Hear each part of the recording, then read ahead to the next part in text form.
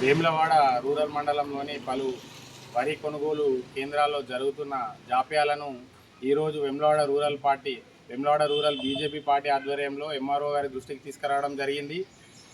ముఖ్యంగా ఈ రాష్ట్ర ప్రభుత్వం ఏదైతే అధికారంలోకి వచ్చే ముందు వాగ్దానాలు చేసిందో వాటిని అమలు చేయడంలో పూర్తిగా వైఫల్యం చెందింది.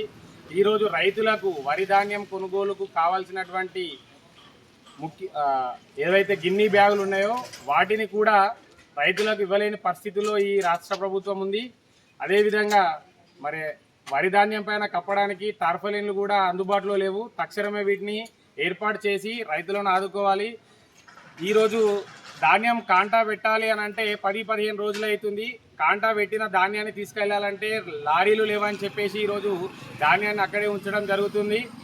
ఈ వెంటనే ఈ వరి ధాన్యాన్ని తక్షణమే కొనుగోలు చేసి రైతులకు న్యాయం చేయాల్సిందిగా, ట్రాన్స్పోర్ట్ వ్యవస్థను ఏర్పాటు చేయాల్సిందిగా స్థానిక తహసీల్దార్ గారిని బీజేపీ పార్టీ పక్షాన కోరడం జరిగింది.